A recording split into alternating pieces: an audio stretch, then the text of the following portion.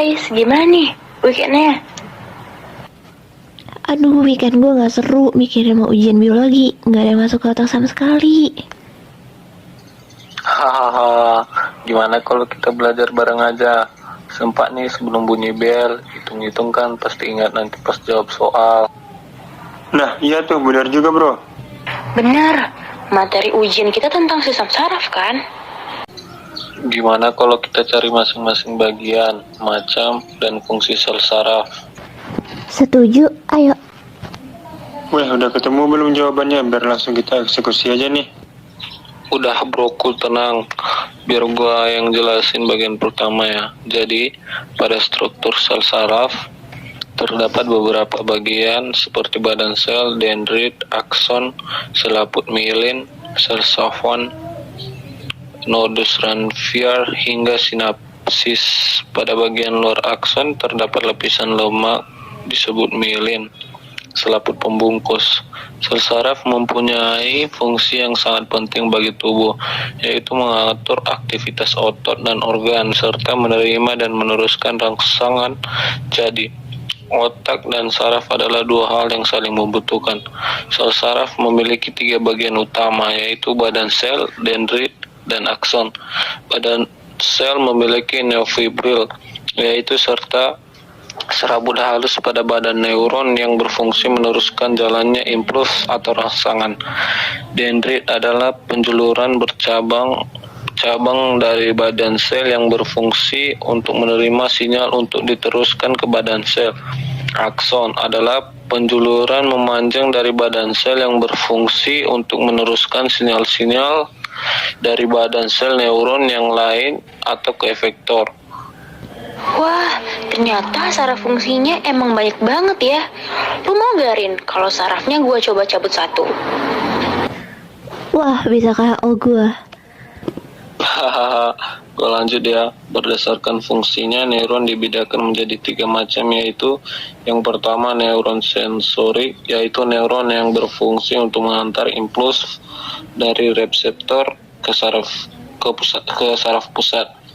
Yang kedua neuron motorik, yaitu neuron yang berfungsi untuk mengantarkan impuls dari saraf pusat ke efektor. Neuron penghubung dibedakan menjadi dua. Yang pertama, neuron konektor berfungsi untuk menghubungkan antara neuron yang satu dengan neuron yang lainnya. Neuron yang kedua, adjuster, berfungsi untuk menghubungkan antara neuron sensorik dan neuron motorik. Buset bro, udah cocok ya lu jadi profesor? Banyak banget uban gua ntar. Next gue ya. Saraf parasimpatik adalah saraf yang mengontrol homeostatis dan tubuh saat istirahat dan bertanggung jawab atas fungsi istirahat dan cerna dari tubuh. Sedangkan sistem saraf simpatik mengontrol respon tubuh terhadap ancaman yang dirasakan dan bertanggung jawab atas respon lawan atau lari. Oh, jadi pas gue tidur itu yang kerja sistem saraf parasimpatis ya, Rin? Yo, gue jelasin sekali aja ya. Jadi terdapat 3 tahap dalam mekanisme pengantaran impuls, yaitu polarisasi, depolarisasi, dan repolarisasi. 1. Dalam keadaan istirahat atau tahap polarisasi, neuron tidak mengantarkan impuls. 2. Saat terdapat rangsangan terjadi tahap depolarisasi. 3. Tahap terakhir yaitu kembali istirahat atau repolarisasi. Peristiwa ini terus berulang hingga impuls mencapai ujung sinapsis. Betul. Apa dia cakap tuh Raju? Gak waras kebanyakan belajar pagi-pagi. Udah, giliran gua nih sekarang dengerin baik-baik ya.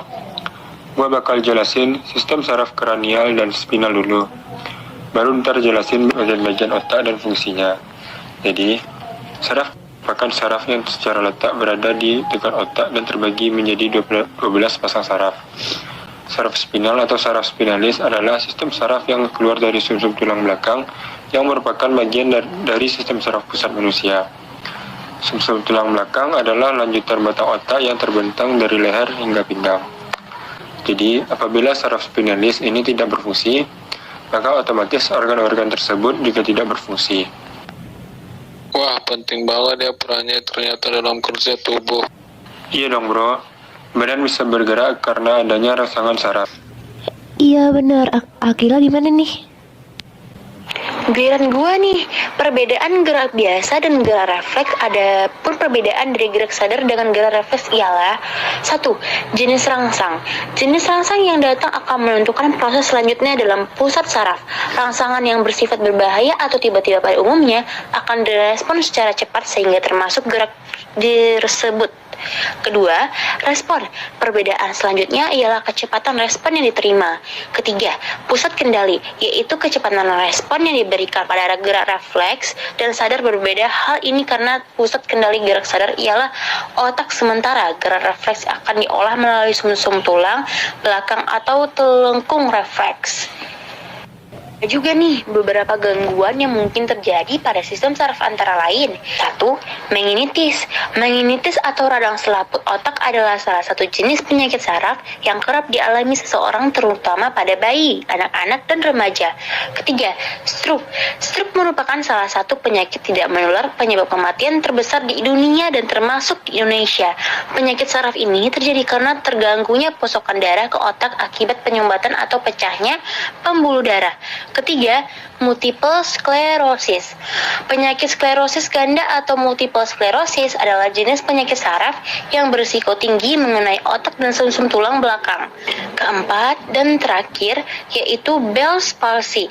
Bell's palsy adalah penyakit saraf yang menyebabkan kelemahan atau kelumpuhan sementara pada otot-otot di wajah.